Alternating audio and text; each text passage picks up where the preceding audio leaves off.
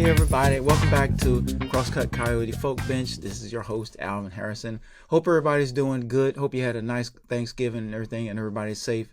And especially that you're still maintaining your inspiration for your creative craft. This is part 5 of how I went about making my graffiti gig bag. Hope you enjoy it. Without any further ado, let's just get right into it. I used rope to thread through the back of the lining, just regular rope that I got from Home Depot.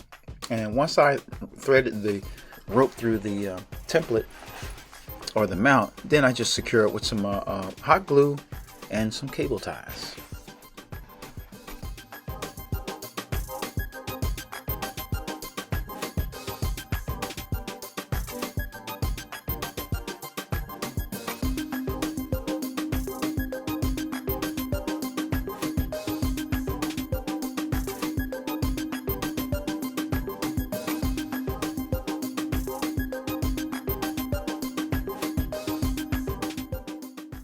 The next step is simply to wrap the work, and the reason why I do this is to keep the sharp edges of all the mounting and the gluing from, again, scraping against the back of the bases.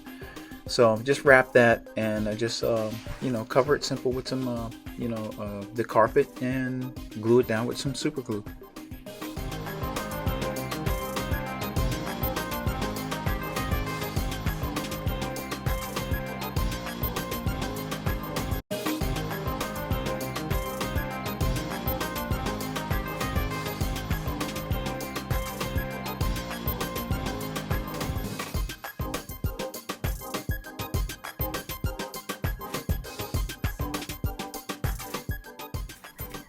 Next thing to do is to draw some lines on the edges of the mount, and cut through the excess and clip them off a little bit. That way I can have some space to sew the sides on without bumping into the mounts when I'm trying to sew.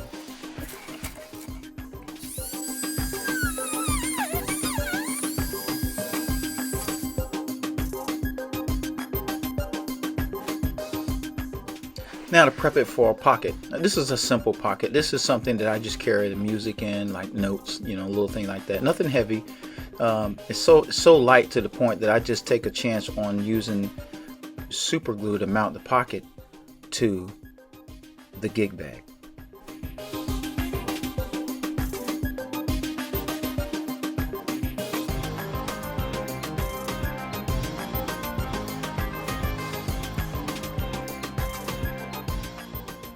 Next up is making the handles. Using the same material that I use to make the outside of the gig bag, I'll fold it into one big strip, and then cut that strip in half, and then glue it. And then after that, I'll proceed to give it more shape and cut the ends, and then secure it to the bag.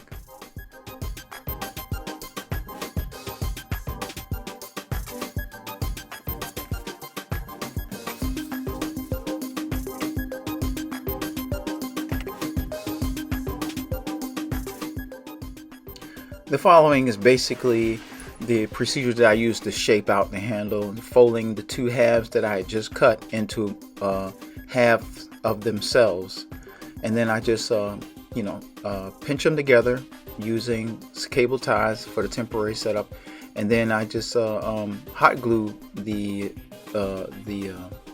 crease in between in order to form the actual grabbing part of the handle.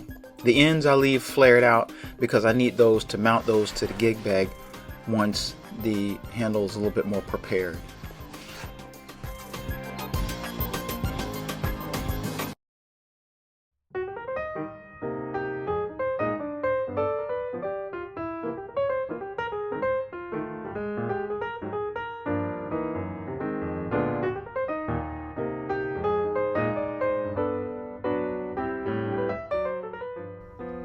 Here I just add a little bit of covering to sort of further give the handles a little bit of shape. I can even leave them a little thinner with a simpler wrap, or I can make them a little thicker, which I chose to do, and it turned out to be a little bit much. Thinner would have been nice, but thicker is still good as long as the handles are strong and comfortable to grip.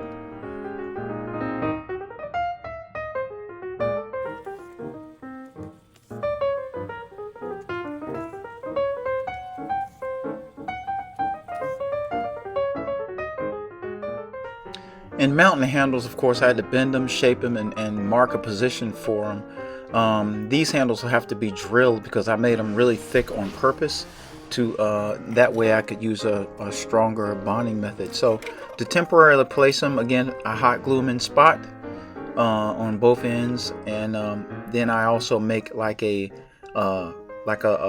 solid button on the back to sew through, and turns out to be pretty strong.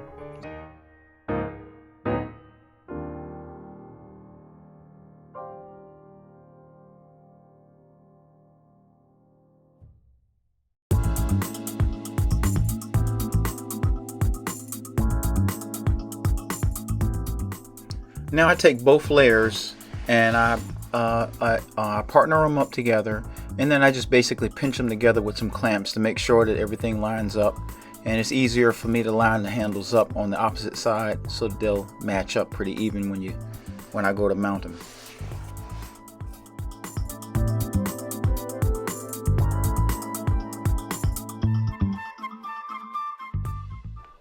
The collective ply of the handles is usually too thick at this point to just sew through with a traditional needle. So normally what I do is mark the path, and then I drill through it with the Dremel tool. And then at that point, that's when I use the needle to sew through using a carpet waxed thread. Now we arrive at making the sides of the gig bag.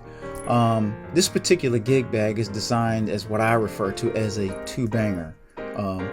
What I mean by that is I'm designing it to house two bases at once.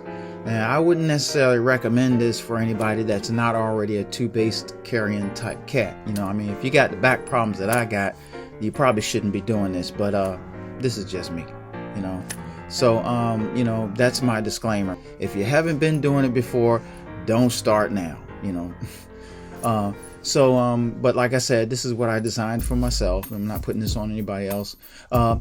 So this particular gig bag, with the sides that it's going to be a two-banger, has to be designed to equip a divider. So this divider on the inside is a flexible piece that only is designed to separate the two instruments, to basically cushion them from each other. It's not necessarily the traditional way of approaching it, but again, this is my way of approaching to making the sides that's designed to accommodate a double banger gig bag like this. So I'm going to save that part for part 6, is showing you how I put the sides together. Okay, so again, we'll call that the end of this particular clip, and I'm hoping that y'all will continue your thing, stay around positive people, and do so with a smile. And by the way, happy Thanksgiving. I hope everybody's safe and nice and fat and everything. So anyway, thanks again for hanging out. It's Alvin again at Crosscut Coyote Folk Bench. I'll see you next time.